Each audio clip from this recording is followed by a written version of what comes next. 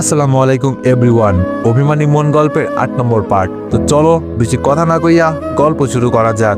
আমি সবার সামনে বলতে শুরু করলাম, ধরুন আপনার একটা মেয়ে বেস্ট ফ্রেন্ড আছে, তার একটা বিএফ আছে, যে এতটাই খারাপ যে অনেক মেয়ের সাথে সে সম্পর্কে জড়িয়ে আছে এবং রুম ডেট অব্দি করেছে। আপনি সব জানেন যে আপনার বেস্ট ফ্রেন্ডটি এমন একটা ছেলের সাথে সম্পর্কে জড়িয়ে গেছে। এমতো অবস্থায় আপনি বা আপনারা কি করবেন? নিশ্চয়ই তাকে বুঝাবেন, বাধা দিবেন। তাতে যদি কাজ না হয় তাহলে কি করবেন? কেউ কেউ বলে বসলো, আমি হলে তাকে আমার বেস্ট ফ্রেন্ড থেকে রিমুভ দিয়ে বলবো আমি চললাম বন্ধু। অনেকে অনেক কিছু বলল, আমি সব শুনে বললাম আমি কি করেছি শুনবেন? সবাই বলল বলেন। আমি বললাম একদিন সে তার বিএফের সাথে পার্কে বসে চুমাচুমি করছিল। আমি তা দেখে রাগের বসে গিয়ে দুইটা চর মেরে বসি এবং সেও আমাকে চর মেরেছিল। কিন্তু এই চর মারাই সে সীমাবদ্ধ থাকেনি, এমন কিছু করেছে তা হয়তো একজন বেস্ট ফ্রেন্ড হয়ে, একজন মেয়ে হয়ে অন্য একটা মেয়ের যে এতটা সর্বনাশ কেউ করতে পারে আপনারা ভাবতেও পারবেন না। সবাই বলল কি করেছে আমরা শুনতে চাই। আমি বললাম আচ্ছা তাইলে শোনেন। আমার নামে সে নারী নির্যাতনের মামলা করে বসে, ফলে আমার 1 মাস জেল খাটতে হয়। আবার আমার বোনের সংসারটিও সে ভেঙে দিয়েছে। আমার আপুর বিয়েটা ভাগ্যক্রমে তার ভাইয়ের সাথেই হয়। আমি যখন আপুর বিয়ের 4 দিনের মাথায় আপুর বাসায় বেড়াতে যাই, তখন সেই রাতেই সে আমার রুমে আসে। সে আমার অনেক কাছাকাছি আসতে চাইলে আমি না করি, তবুও সে কাছে আসতেই থাকে। তাই কোনো উপায় না পেয়ে আবারও ওই দিনের মতো ঠাস করে চর মেরে দিই। কিন্তু সে যে চরের প্রতিশোধ এইভাবে নিবে কখনো ভাবিনি। ও চিৎকার দিয়ে বসে এবং ওর ভাই সহ আমার আপু রুমে চলে আসে। আশা করি তারপর কি হয়েছে সব বলতে হবে না, আপনারা হয়তো বুঝতে পেরেছেন। আমি বাসায় আসার কয়েকদিন পর আমার আপুকেও ওর ভাই আমাদের বাসার রাস্তা মাপতে বাধ্য করে। আজ 1 বছর আমার আপুর স্বামী বেঁচে থেকেও সে যেন বিধবা। আজও দেখি আমার আপু নীরবে চোখের জল ফেলে, ভাবে যে তার ভালোবাসার মানুষটা কবে ভুলটা ভাঙবে, কবে এসে বলবে আমায় ক্ষমা করো, বাসায় চলো। আপনারা এটা জানলে খুশি হবেন, সে অন্যের ঘর ভেঙে নিজে সুখী হতে পারেনি, তারও ঘর ভেঙেছে। বিয়ের কয়েকদিনের মাথায় তার স্বামীও তাকে ডিভোর্স দিয়ে দিয়েছে। আমি যেমন ভাই হয়ে নিজের আপুকে তার বর ডিভোর্স পেপার দিয়েছে বলে তাকে সই করতে বলেছি, ঠিক তেমনই তারও ভাই তার বোনের ডিভোর্স পেপারে সই করতে বলেছে। আমি এই থেকে এটাই বোঝাতে চেয়েছি এখানে উপস্থিত সব মেয়েদের, যে বেস্ট ফ্রেন্ডকে বিএফের থেকে কখনো ছোট চোখে দেখবা না। মনে রাখবা যে তোমার বেস্ট ফ্রেন্ড সে কখনোই তোমার খারাপটা চাইবে না। তুমি যদি কোনো ভুল করো তাহলে তোমার সেই ভুলটা ধরিয়ে দেওয়ার অধিকার রাখে। তুমি যদি তার কথা না শোনো তাইলে বেস্ট ফ্রেন্ড হিসাবে তোমার ভালোর জন্য সে তোমার গায়ে হাত তোলার অব্দি অধিকার রাখে। আমি চাই না আমার মতো পরবর্তীতে কারো সাথে এমন কিছু হোক। এবার আসি এক বাবার কথা নিয়ে। তার পিতৃত্বর সত্যি প্রশংসা হয় না। নিজের স্ত্রীর কোনো দোষ না করা সত্ত্বেও তাকে সাজা দেওয়া, বিয়ের 7 দিনের মাথায় ডিভোর্স লেটার পাঠিয়ে দেওয়া শুধু কিছু মানুষরূপী অমানুষের দ্বারাই সম্ভব। নিজের বোনকে এতটা ভালোবাসা উচিত নয় যে তার মিথ্যা অভিনয়টা 1000টা সত্যকে হার মানায়, অথচ ভাই হয়ে সে অন্ধ ভালোবাসার বোনের মিথ্যা অভিনয়টা বুঝতে না পারা। আমি না হয় ভুল করেছিলাম আমার বেস্ট ফ্রেন্ডটাকে কোনো খারাপ ছেলের হাত থেকে বাঁচাতে গিয়ে 2টা চর মেরে বসি। সেই সাজা তো আমি 1 মাস জেল কেটে পেয়েছি, কিন্তু তারপরও আমার সাজা কেন এই 1 বছরের ছোট্ট নিষ্পাপ বাচ্চাটা পেল? পেয়েই যাচ্ছে। আপনারা বলতে পারবেন কি, ও যখন আরেকটু বড় হয়ে ওর আম্মুকে বলবে আমার আব্বু কোথায়, ওনার নাম কি, তখন তার মা কি বলবে তাকে বলতে পারেন? আর আমি মামা আমায় যখন এসে বলবে মামা আমার আব্বু কোথায়, তখন আমি বা কি বলবো? বলবো কি তোমার বাবা পুলিশ অফিসার, যে তোমার শুধু জন্মদাতা আর কিছুই নাই। তুমি যখন জন্ম নিয়েছিলে তখন সবটা জেনেও তোমায় দেখতে আসেনি। তখন যদি সে উঠে বলে বসে মামা তুমি নয় ভুল করেছো, আর আম্মু তোমার পক্ষ নিয়ে ভুল করেছে, কিন্তু আমি কি করেছি যে আমি সাজা পাচ্ছি, বলতে পারেন তখন মামা হয়ে আমি কি উত্তর দিব? কথাগুলো বলছিলাম আর মাসুদ ভাইয়ের দিকে তাকাচ্ছিলাম। উনি অধীর আগ্রহে আমার কথাগুলো শুনে যাচ্ছিল। তো এভরিওয়ান, যারা যারা এখনো আমার ফেসবুক পেজটি ফলো করেননি তাড়াতাড়ি গিয়ে ফলো করে দিয়ে আসেন। ফেসবুক পেজের নাম ভয়েস অফ দীপ অফিসিয়াল। আপনারা জানেন কি, ওই বাবা আপনাদের মাঝেই উপস্থিত রয়েছে, যে কিনা বিনা দোষে তার ভালোবাসার মানুষটিকে ত্যাগ করেছিল, নিজের সন্তানকে ত্যাগ করেছে। আমি নাম না বললেও অনেকে হয়তো বুঝে গেল কে হতে পারে। তবু অনেকে বলল ওনার নামটি বলুন একবার, ওনার মুখে থুতু মারবো আর ওনার বোনের গলায় জুতোর মালা পরাবো। আমি হাতের আঙ্গুলটা তুললাম, তুলে ওই নিষ্ঠুর বাবাকে দেখাতে গিয়েও হাতের আঙ্গুলটা নামিয়ে নিলাম। কয়েক সেকেন্ডের জন্য নীরব হয়ে ভাবলাম, উনি যে ভুল বুঝে আপুকে ত্যাগ করেছেন, ওনার সেই ভুলটা হয়তো একদিন ভাঙবে। যেদিন ভুল ভাঙবে হয়তো উনি আবার আপুকে ওনার ঘরে ফিরিয়ে নেবেন। কিন্তু আজকে যদি আমি এইভাবে সবার সামনে ওনার নামটা বলে দিই, তাহলে হয়তো সেই দিন ভুল ভাঙলেও উনি আর আপুকে মেনে নেবেন না। ভুল ভেঙে আপুকে আবার ফিরিয়ে নেওয়ার যে সম্ভাবনা রয়েছে তা হয়তো আর থাকবে না। তাই হাতের আঙ্গুলটা নামিয়ে নিয়ে বললাম, আমি আর চুপ থাকবো না, এবার আমিও আইনি ব্যবস্থা নিব। আমার ভাগ্নেকে ও সব অধিকার হয় ফিরিয়ে দিব, নয়তো ওর বাবাকে উচিত শিক্ষা দিব। তারপর থেকেই আমার ভাগ্নে ওর বাবাকে জানতে চাইলে ও জানবে ওর বাবা মৃত। যাই হোক, এবার মূল কথায় আসি। আমি কখনো ভাবি নাই যে এমন একটা মহৎ উদ্দেশ্য পরিচালিত ক্লাবটিতে আমি দাওয়াত পাবো, কিছুটা সাহায্য করে এর অংশ হতে পারবো। আপনারা যত দ্রুত সম্ভব ক্লাবটি প্রতিষ্ঠা করে ফেলুন। ক্লাবের সকল দরকার ও সাহায্য সহযোগিতায় আমায় পাবেন। ইনশাল্লাহ সবার আগে আমি আমার হাতটা বাড়িয়ে দিব। আমার কথা শুনে সবাই হাততালি দিয়ে উঠল। আর এই অনুষ্ঠানে আমাকে আমন্ত্রণ করায় প্রিন্সিপাল স্যারকে আন্তরিকভাবে জানাচ্ছি ধন্যবাদ। এই বলে আমি আমার বক্তব্য শেষ করছি। সবাই ভালো থাকবেন, সুস্থ থাকবেন, আর কাছের মানুষগুলোকে ভালো রাখবেন। আল্লাহ হাফেজ। স্টেজ হতে নেমে গেলাম। এক স্যার এসে বলল, চলুন আপনার জন্য হালকা কিছু নাস্তার ব্যবস্থা করেছি। ওনার সাথে অফিসের 2 তলায় গেলাম। নাস্তা শেষ করে স্যারদের সাথে কথা বলার মাঝে ড্রাইভারকে ফোন করে গাড়ি নিয়ে আসতে বললাম। 2 জন ম্যাম এসে আমার ভাগ্নেকে কোলে নিয়ে বলতে লাগলো, কি কিউট, অনেক মিষ্টি হাসি, এমন মুখের দিকে তাকিয়ে যে মনটা ভরে যায়। ওনারা আমার ভাগ্নেকে বেশ আদর করলেন। ড্রাইভার গাড়ি নিয়ে আসলে স্যারদের বিদায় জানিয়ে সালাম দিয়ে গাড়িতে এসে বসলাম। ড্রাইভারকে যেতে বললাম। কলেজ গেট হতে বের হয়ে একটু দূরে এসে দূর থেকে দেখছি অনুসহ ওর কিছু বান্ধবীরা একসাথে যাচ্ছে।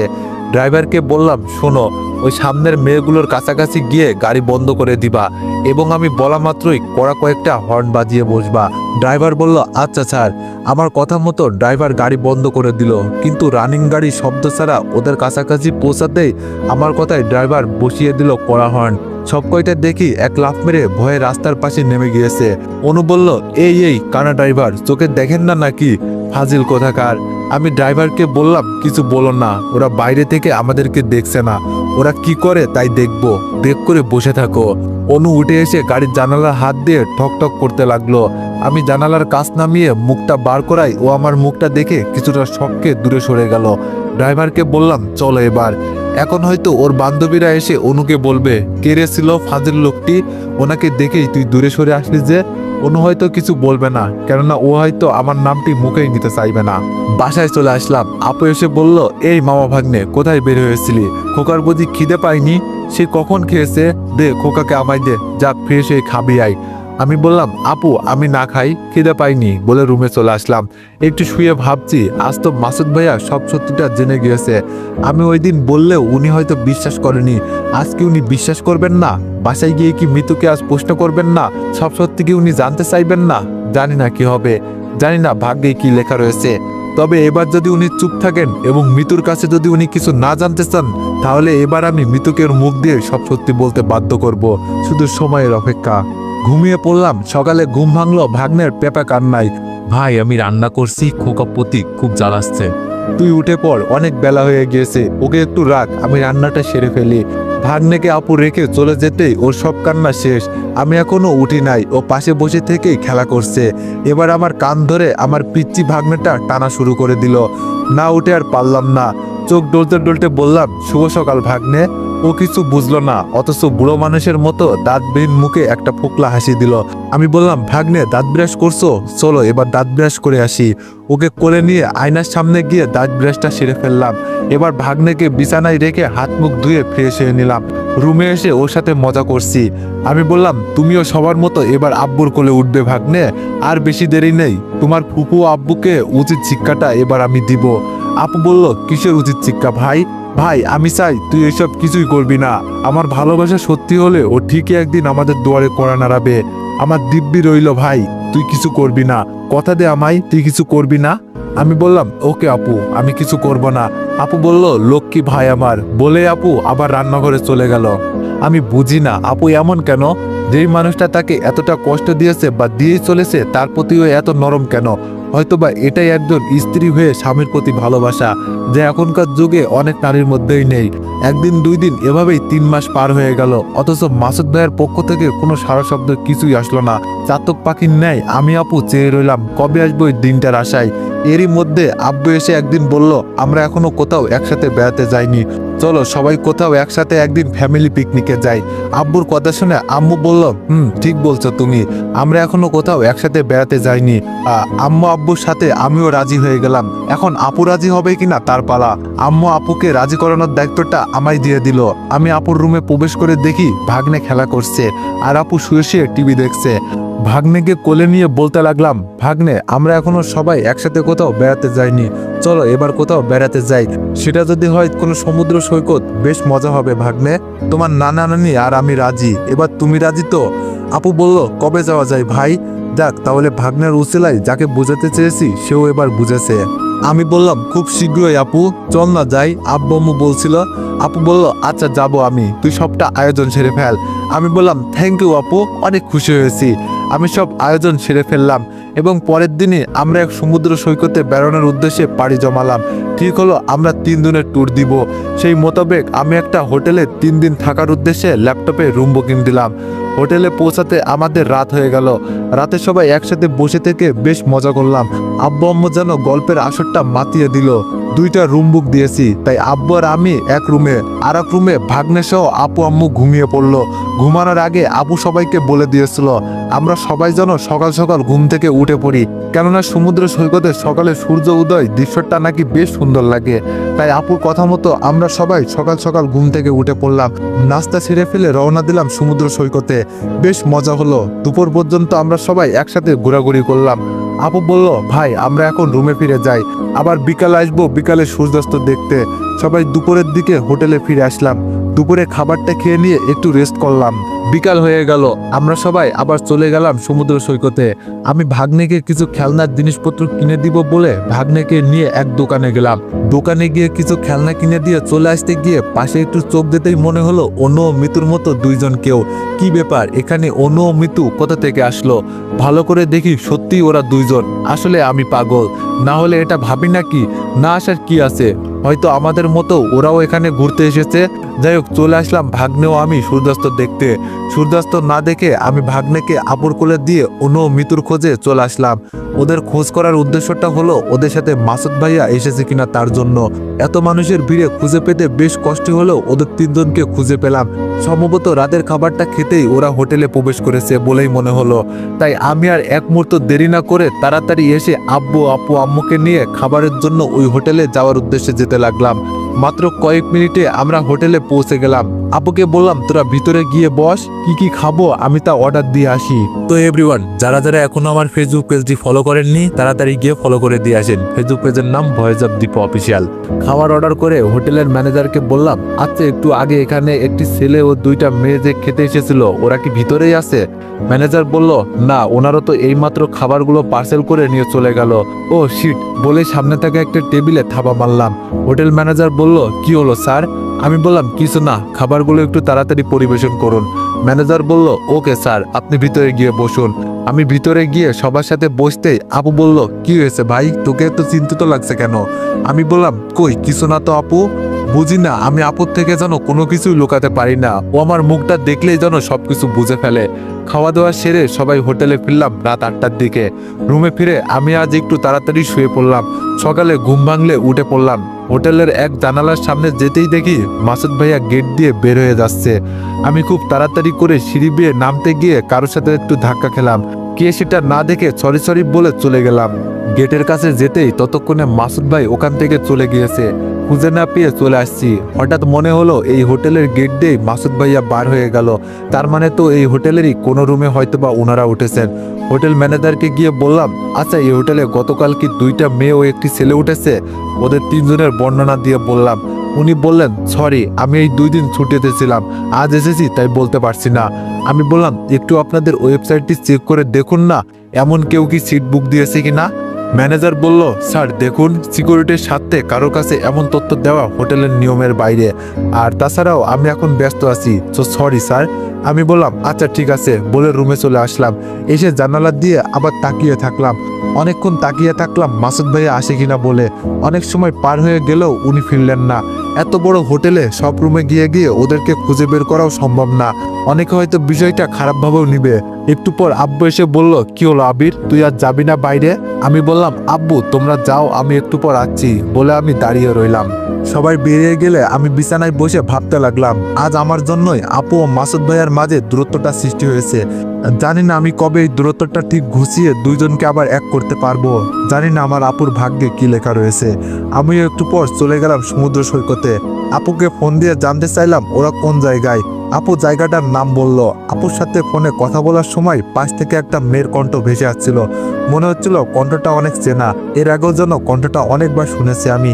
যাই হোক, আমি চলে গেলাম। একটু দূর থেকে খেয়াল করে দেখছি সবাই গোল হয়ে বসে আছে, তবে আম্মু আপু ছাড়াও তৃতীয় কোনো মেয়েকে দেখছি যে কিনা আমার ভাগ্নিকে কোলে নিয়ে সবার মাঝখানে বসে আছে।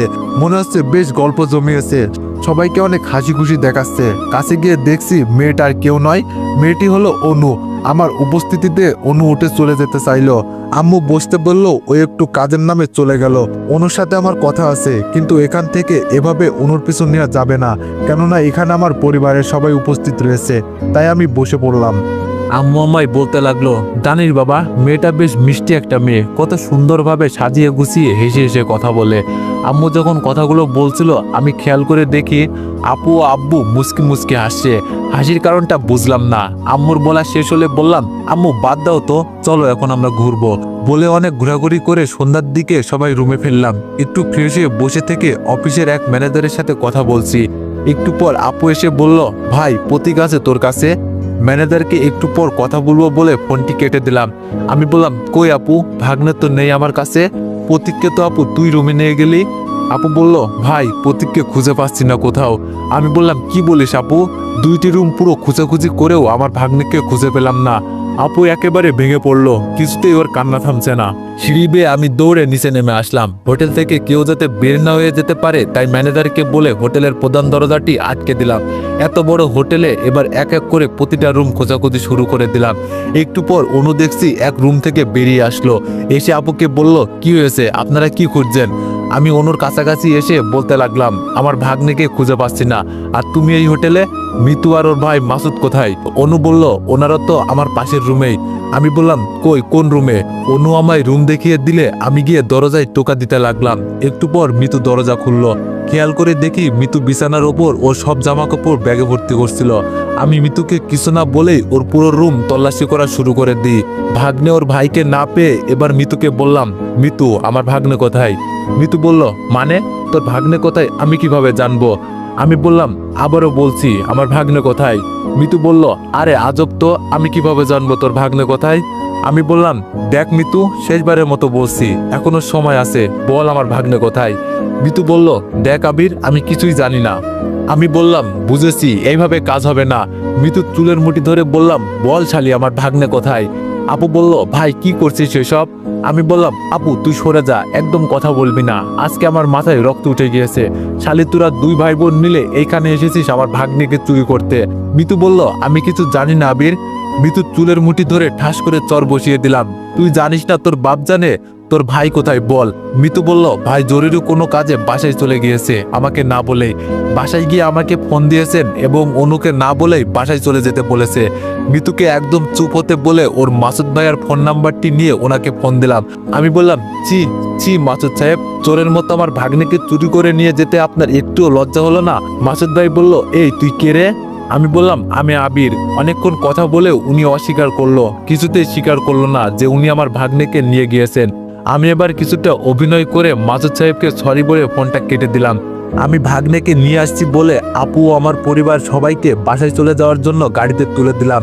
মিতুকে গাড়ির সিটের সাথে বাঁধা, ওর মুখে টেপ লাগানো। আমি মিতুকে গাড়িতে রেখেই ওই বাসায় ঢুকে পড়লাম। গিয়ে মাসুদ সাহেবের পায়ের কাছে বসে পড়লাম, প্লিজ আমার ভাগ্নিকে ফিরিয়ে দিন। তো এভরিওয়ান, নেক্সট পার্টের জন্য অপেক্ষা করো। ধন্যবাদ।